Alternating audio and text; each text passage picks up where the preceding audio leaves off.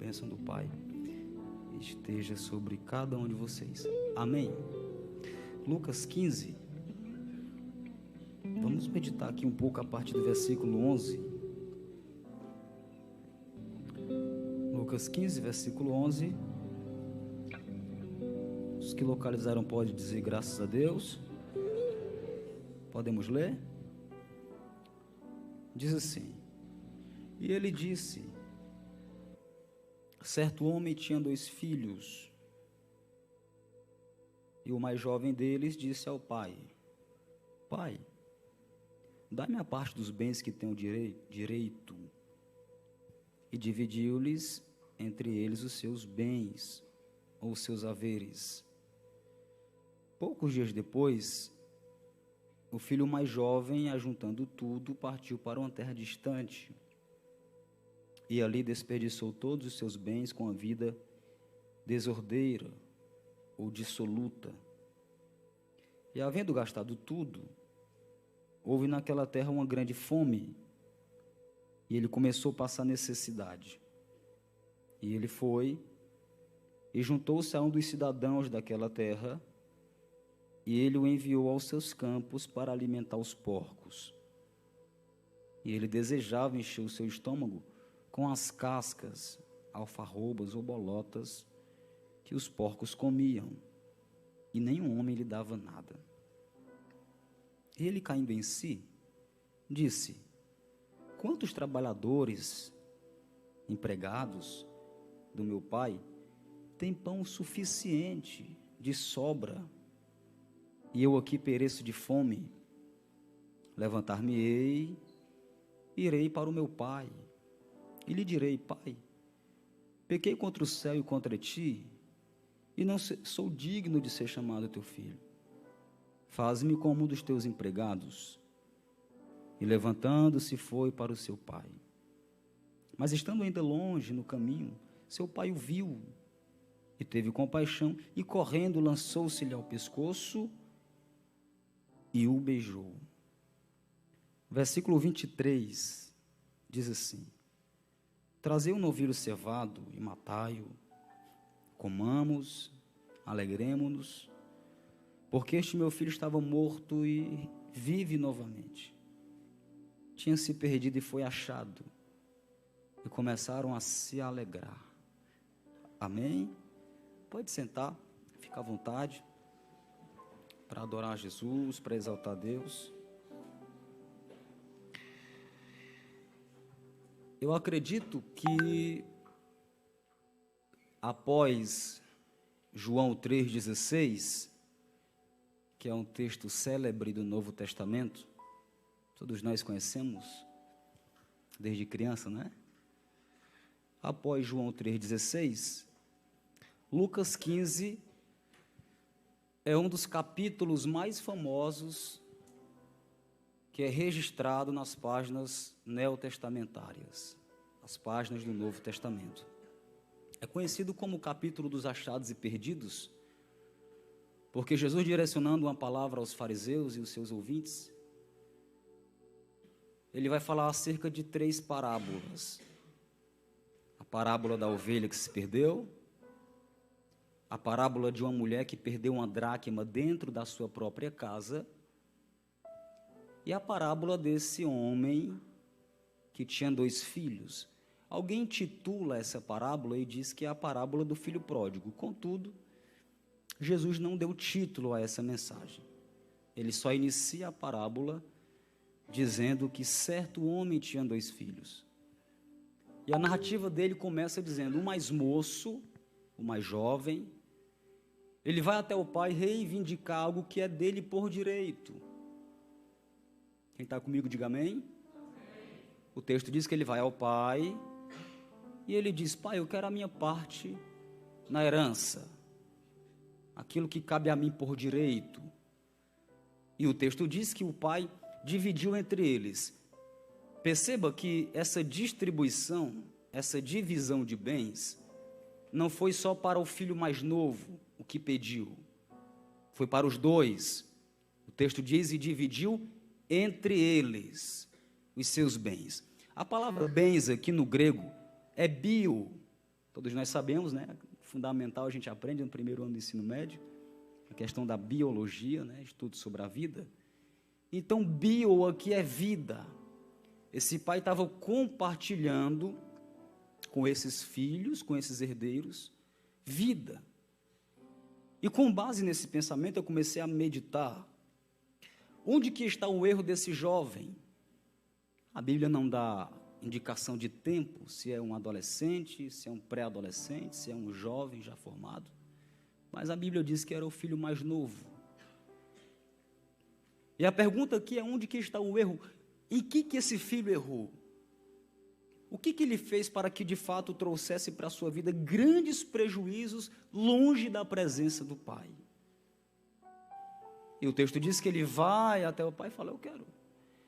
Não precisa saber muito, entender muito sobre lei, pastor Kleber, para entender sobre herança. Todos nós sabemos que o que vai validar um testamento é a morte do pai. Mas digamos que ele tem 3 terrenos. Isso aqui é um exemplo, tá, gente? 3 terrenos. Ele faz um documento, um testamento, dizendo que no dia que ele partir para o Senhor, que ele morrer, cada terreno será para cada um dos seus filhos. O que vai validar esse documento? O que vai autenticar esse documento? É a morte do pai. Enquanto o pai for vivo, aqueles filhos não são donos, não são proprietários, eles são herdeiros. Ser herdeiro é uma coisa, ser dono é outra.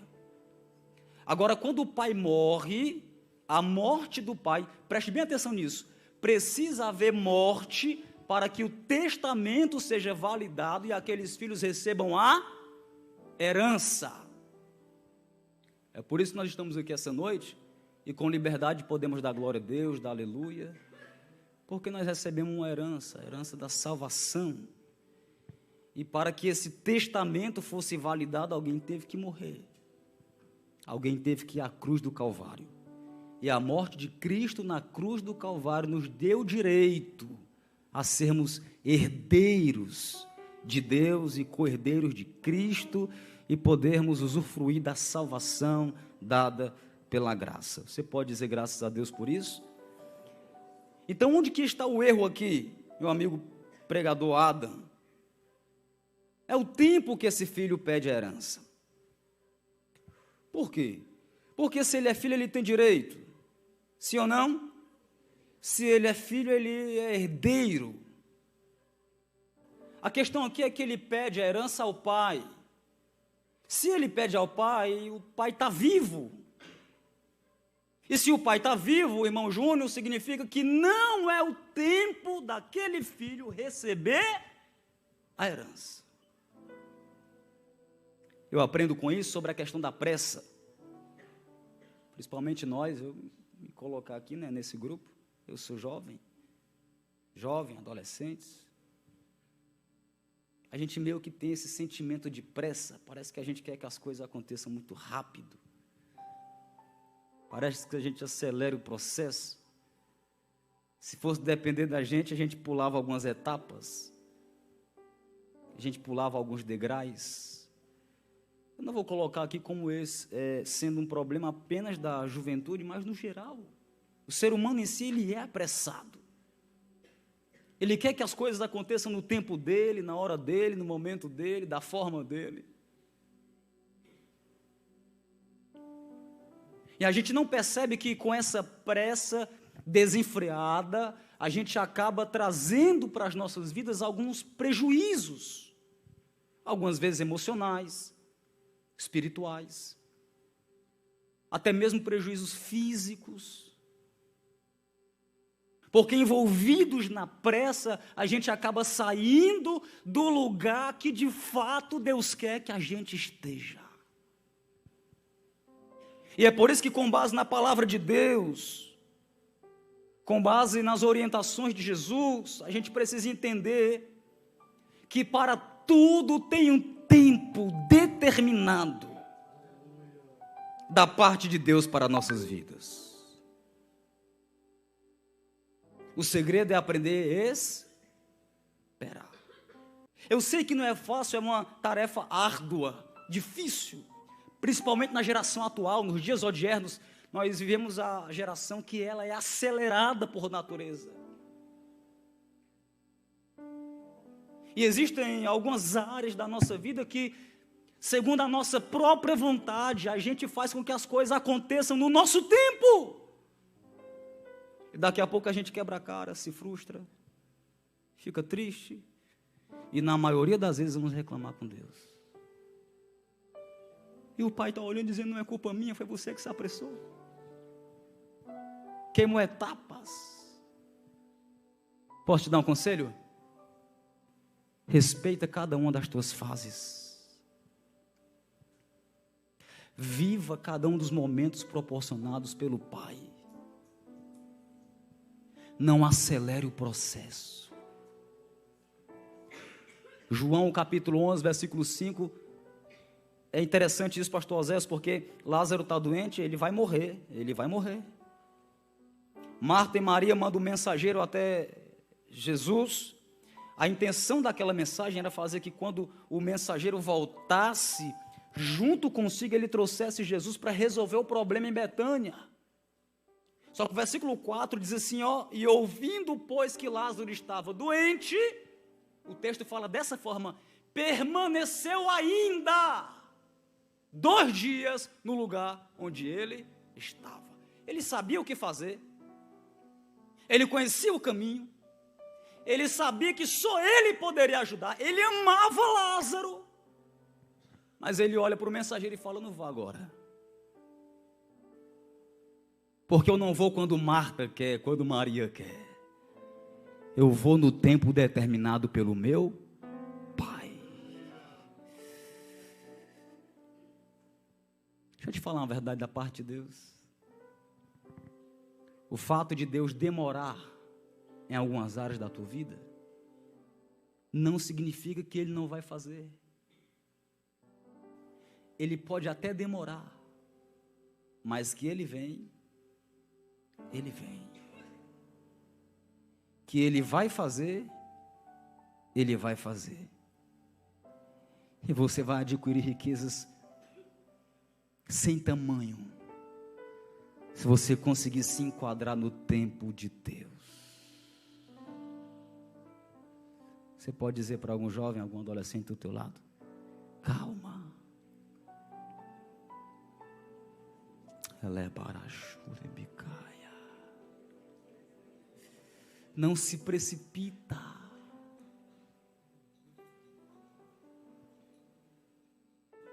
Não tome atitudes ou decisões com base nas tuas vontades imediatas. Deixa Deus decidir por ti. Deixa Deus escolher por ti.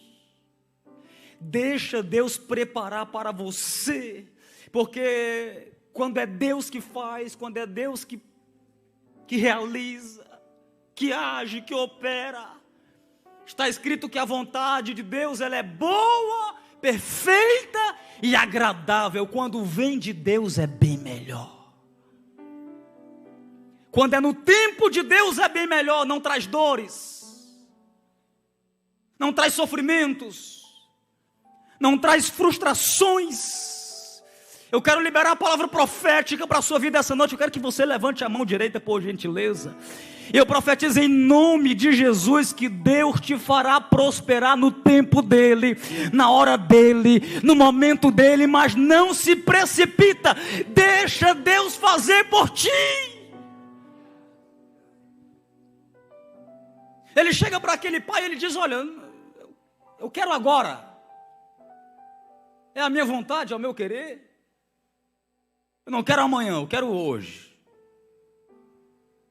Só que esse filho, ele sabia, e isso é interessante, meus amigos obreiros, presbítero Diego, esse filho sabia que ele só tinha direito de receber a herança, quem está comigo ainda? Ele só tinha direito de receber a herança após a morte do pai. E o que faz esse filho tomar essa atitude? Só tem 2 explicações. De 2, uma. Ou ele queria acelerar a morte daquele pai, ele desejava que aquele pai morresse. Tem família que briga, você já viu disso? Tem irmãos que brigam, né, pela herança. O pai está vivo ainda, eles estão lá brigando. Eles estão passando uma mensagem para aquele pai: eu quero que tu morra logo para mim. É ou não é? Então, de duas uma: ou aquele filho queria, desejava a morte do pai, ou para ele aquele pai já estava morto. Ele estava dentro da casa do pai, mas o pai não estava mais dentro dele. Alguém entende isso? Ele estava dentro da casa do pai, mas o pai não habitava mais dentro dele. Eu vou simplificar. Ele estava na casa, mas ele não orava mais. Ele estava na casa, mas ele não se relacionava mais. Ele estava na casa, mas não havia mais comunhão, não havia mais intimidade, não havia mais amizade entre ele e o pai. E quantos, pastor Kleber, estão na casa, participam dos trabalhos, vêm para o congresso, cantam no coral, recebem oportunidade na igreja, ele está na casa, mas a comunhão, a intimidade, o relacionamento, já morreu na vida dele há muito tempo. E sabe o que é que Deus está dizendo para algumas pessoas hoje aqui, alguns adolescentes? O Pai está te dizendo: eu estou com saudade de me relacionar com você. Eu estou com um desejo de estabelecer uma comunhão íntima com você.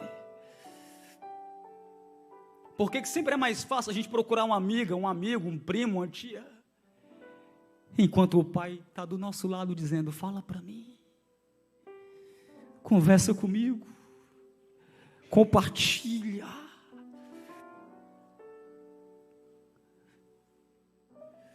O que está faltando hoje, eu não vou generalizar, mas em uma boa parte da igreja atual, no Brasil e no mundo, é uma comunhão íntima com o Pai.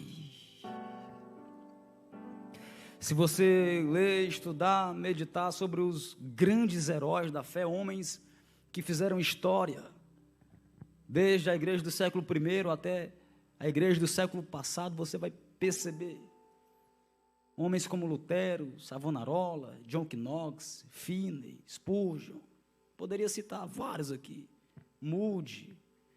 Eram homens que tinham uma vida afinco na oração, na comunhão, na intimidade, no relacionamento com o Pai.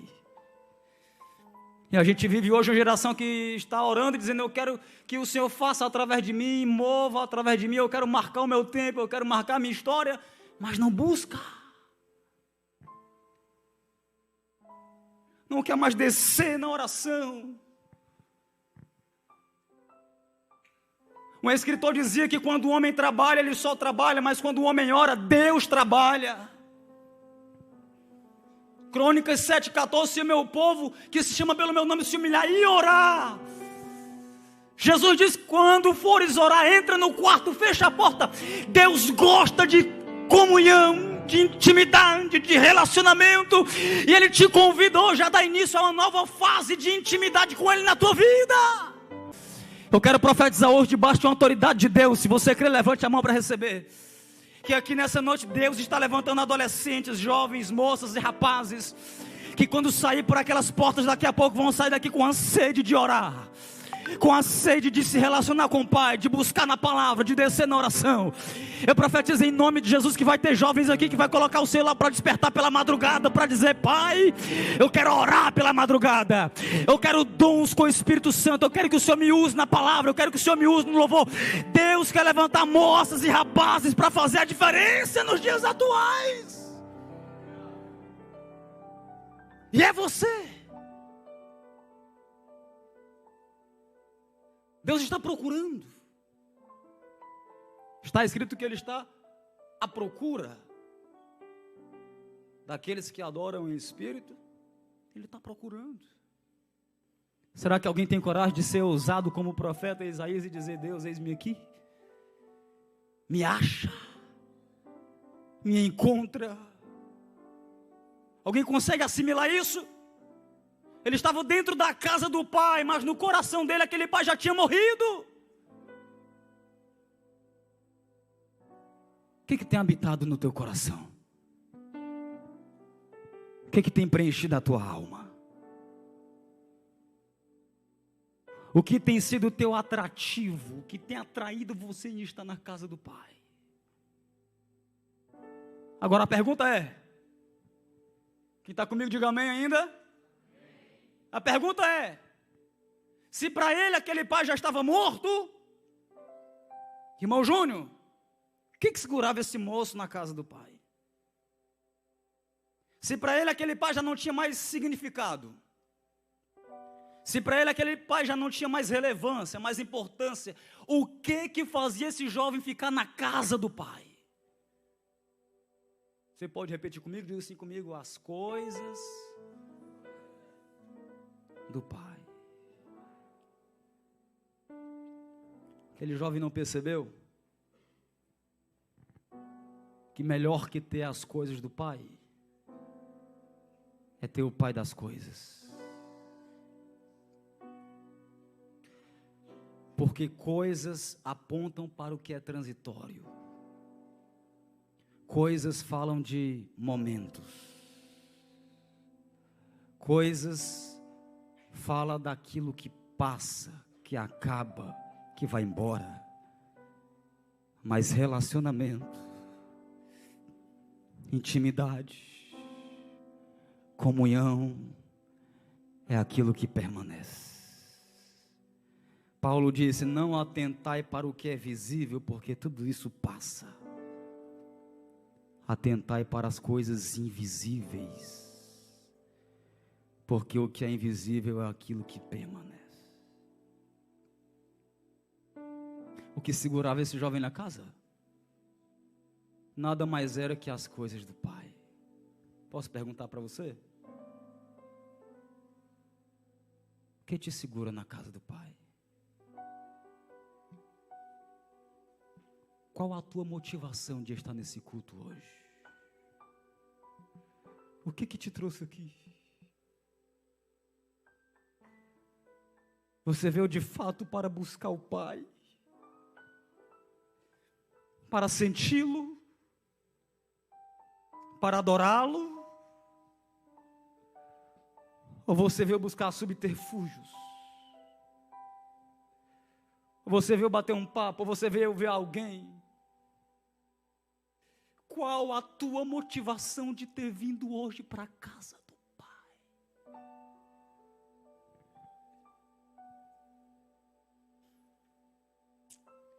Eu sinto Ele aqui.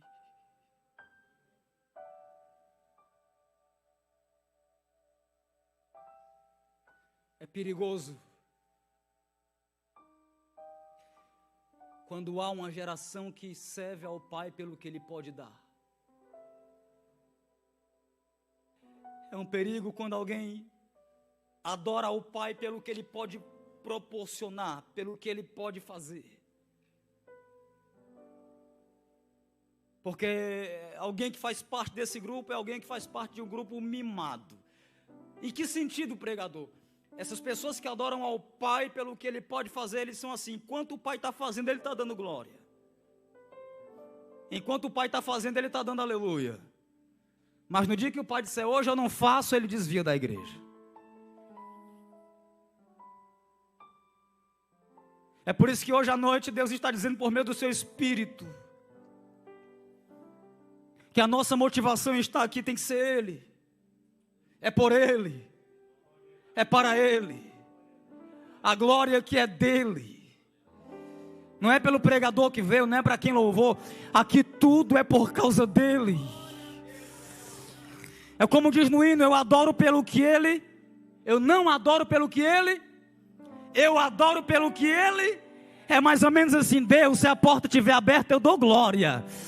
Mas se a porta fechar, eu continuo dando glória. Se Deus curar, eu dou aleluia. E se Deus não curar, eu continuo dando aleluia. Se Ele fizer, eu adoro Ele porque Ele fez. E se Ele não fizer, eu continuo adorando pelo que Ele não fez e pelo que Ele fez. Porque não é sobre o que Ele tem ou sobre o que Ele pode fazer, é sobre o que Ele é.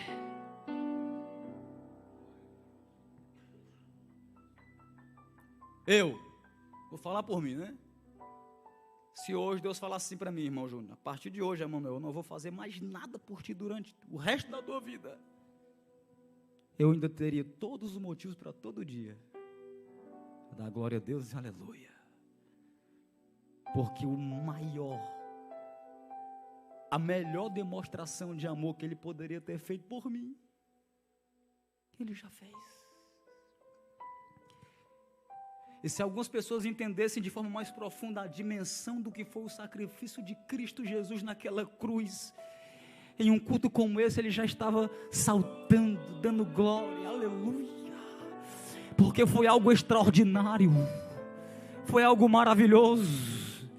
Então nessa noite Deus te convida a adorá-lo, independente do que Ele vai fazer ou deixar de fazer. Deus te convida nessa noite a se relacionar com Ele, independente se a porta estiver aberta ou fechada, se a faculdade deu certo ou deu errado, se você passou na prova ou foi reprovado. Deus tem um tempo para tudo, e Ele está no controle da tua vida, da tua casa, da tua família, do teu relacionamento. Deus está no controle de todas as áreas da tua vida.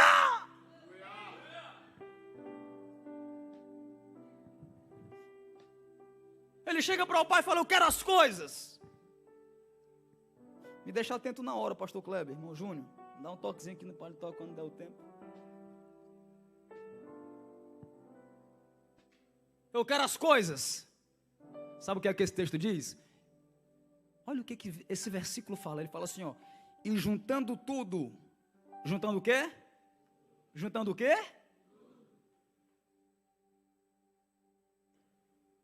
Você percebeu que para esse jovem, o que para ele era tudo,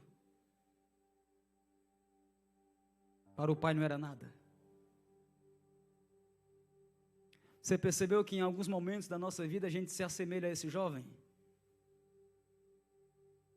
E a gente não percebe que aquilo que para nós é o tudo, na verdade não é nada. Porque o tudo da gente não é o tudo que Deus tem para você.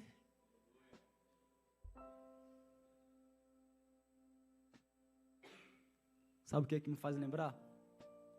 Da paixão, né? Ela é tudo para mim. É assim? Ele é tudo para mim. E aí o tempo vai passando, as coisas vão acontecendo, Deus vai direcionando, revelando, mostrando, e a gente começa a perceber que aquilo que eu achava que era tudo, daqui a pouco a gente percebe que não era.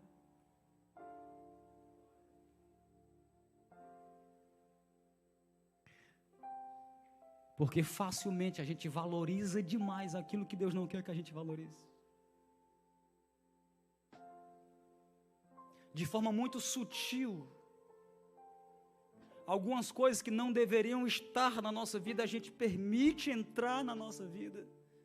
E a gente dá a essas coisas um valor que a gente não deveria dar.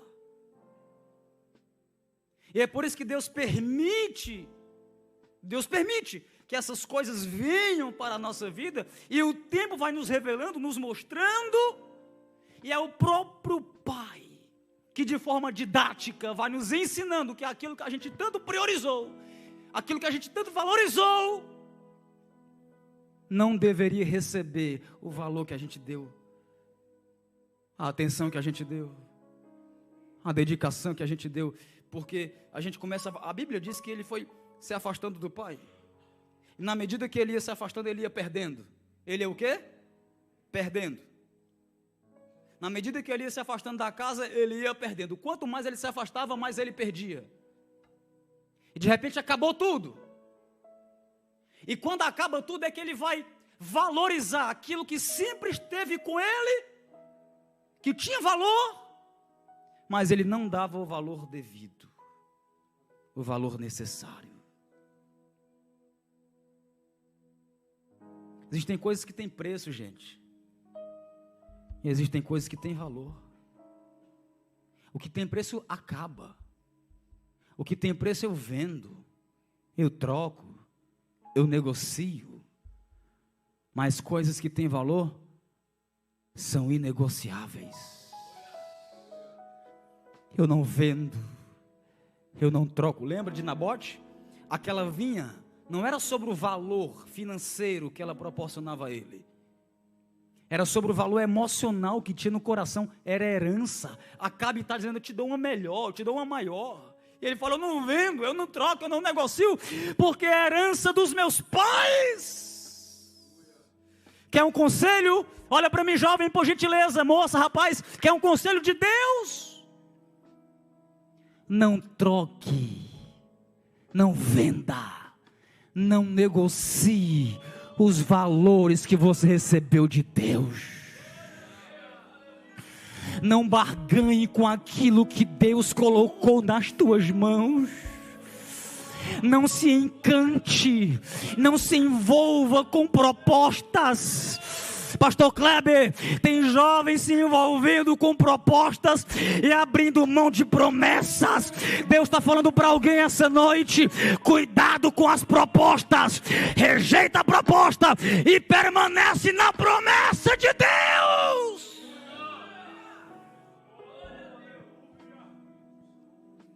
Emíxia, eviovácia, calebiovácia, fória, não negocie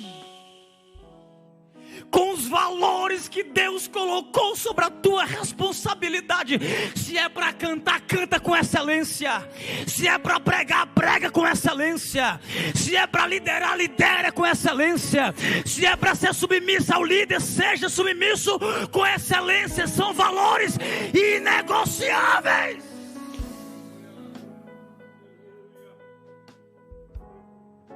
O diabo está aí, gente, querendo cegar, querendo enganar. E você percebeu? Vou já encerrar. Você percebeu? Que na medida que ele vai se afastando, ele vai perdendo. Ele vai o quê? Você já viu alguém ganhar alguma coisa longe do Pai? Diga comigo: longe do Pai, a gente só perde. Perdeu tanto que foi parar na lama.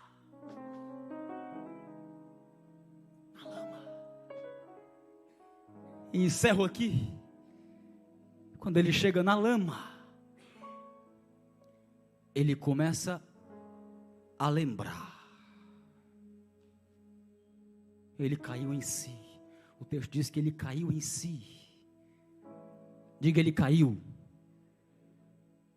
É a única queda que Deus quer que a gente viva. A queda da consciência. Caia em si. O que eu estou fazendo da minha vida? O que eu fiz? A Bíblia diz que ele caiu em si e começou a lembrar. Olha o que ele lembra. Olha as coisas que ele lembra. Ele fala assim: ó, quantos trabalhadores do meu pai. Ele lembra do pai. Ele lembra da casa. Ele lembra dos empregados. Ele lembra do pão. Do pão não dá para esquecer, né? O alimento.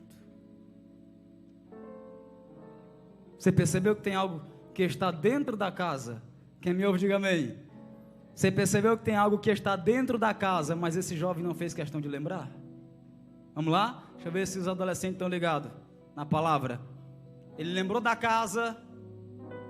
Ele lembrou do pai. Ele lembrou dos empregados. Ele lembrou do pão. De quem que ele não lembrou? Você sabe por que ele não lembrou do irmão? Porque naquela casa ninguém nunca foi irmão para ele. Perceba que ele lembra dos empresários. Aliás, dos empregados. Perdão. Ele lembra dos empregados, mas ele não lembra de irmão. Sabe o que é que eu vejo aqui, pastor Kleber? Que naquela casa havia uma prosperidade de empregados, mas uma escassez de irmão. E você sabe qual é a diferença do empregado para o irmão? É porque a mentalidade do empregado é assim, ó: eu vou fazer para receber o salário, eu vou fazer para receber a recompensa, eu vou fazer para o chefe ver e me valorizar. Se for necessário, o empregado ele puxa o tapete do companheiro para que o companheiro caia e ele permaneça de pé, para ele se sobressair. O empregado tem a mentalidade de competição. E tem mais: para o empregado, o pai é patrão e a casa é empresa. Meu Deus.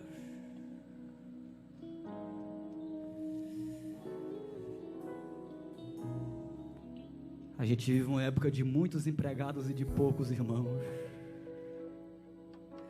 Sabe o que é que o pai está dizendo essa noite? Eu quero levantar irmãos. Você pode dizer para alguém do teu lado: você não é meu competidor, meu concorrente. Não, eu não estou aqui para te mostrar que sou melhor. Não, você é meu irmão. Irmão. O irmão não concorre, o irmão não compete, o irmão não puxa o tapete, o irmão não fala mal, o irmão não tenta derrubar. O irmão diz: se tu cair, eu estendo a minha mão e te levanto, porque tu é meu irmão. Tem irmãos aqui? Deixa eu ver, levanta a mão. Levanta a mão por um momento, adore a Ele, declare: eu sou teu irmão.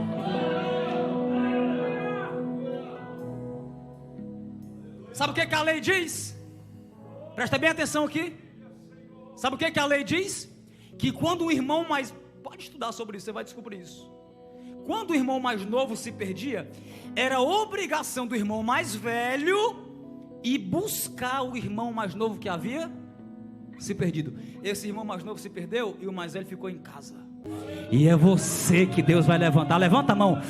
É você que Deus vai levantar para ir em busca dos que estão perdidos. É você que Deus vai levantar para usar para aqueles que estão caídos. Nessa noite aqui em Navegantes, Deus vai levantar a geração que vai calar a boca de porcos e começar a resgatar os irmãos que estão perdidos fora da casa do Pai. É você.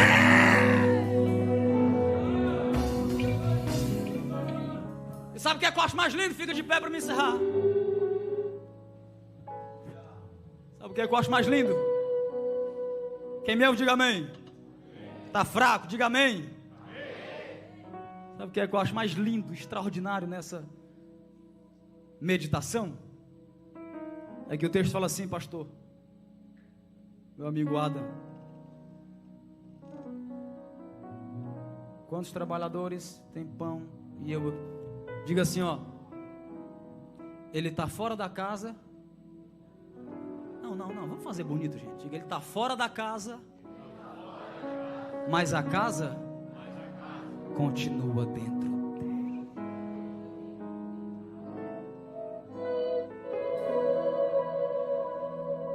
Deixa eu te falar uma verdade. Você pode ir para onde você quiser ir.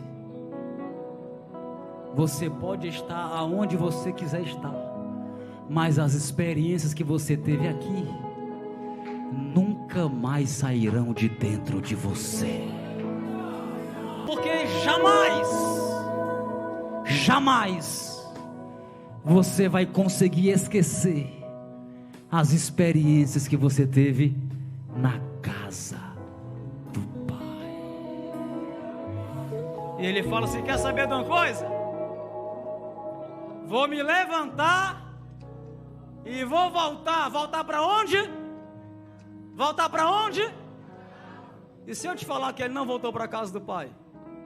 Tu acredita? Tu crê? E está no texto. Esse filho não voltou para casa. Versículo 20. Levantar-me-ei, irei ter com o meu. É possível estar na casa e não estar no Pai. Ele está dizendo: na casa já estive, e eu não quero voltar para ser o mesmo filho. Dessa vez eu não volto para casa, dessa vez eu volto para o meu Pai. Para o meu Pai. E o texto diz que quando o pai viu ele de longe, abraçou. O pai o quê? Existia uma lei que quando um filho desonrava o pai dessa forma, acredita-se que em algumas regiões, algumas aldeias, aquele filho por lei tinha que ser apedrejado pela população, porque ele desonrou o pai. Acredita-se que Jesus contou essa parábola com base nessa cultura. E ele está dizendo assim, ó: o pai levantou os vestidos, as vestes, correu e fez o quê? Abraçou, com o pensamento de: se alguém se levantar para apedrejar o filho,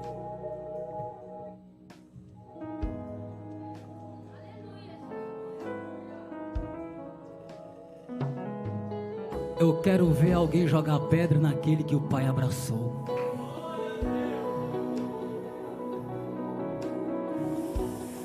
Filha, filho, se o pai te abraçou, deixa quem quiser falar.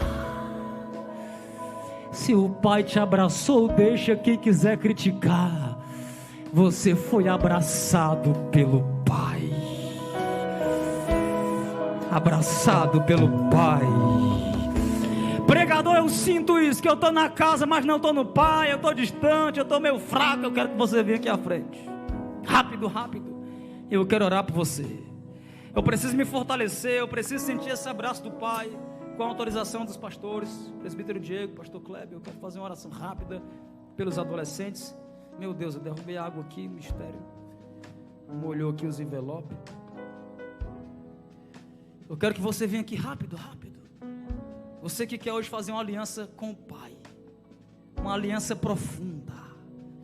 Você que sente isso: eu estou na casa, pregador, mas parece que eu não sinto mais aquela glória, aquela presença.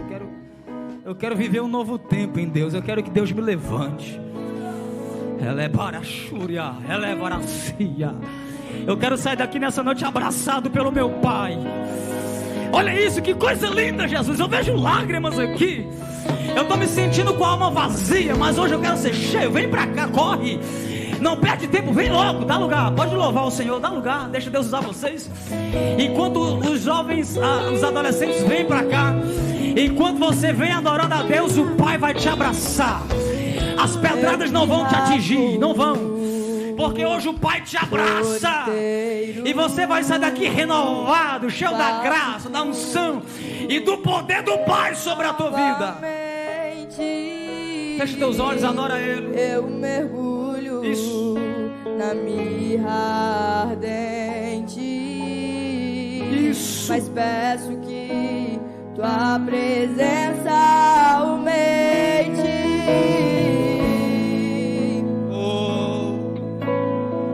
Eu sei que tem mais adolescente para vir. Venha, venha, não tenha vergonha. Vergonha é ficar aí e não receber a bênção. Pode vir, pode vir. Tem alguém que quer se reconciliar com o Pai hoje?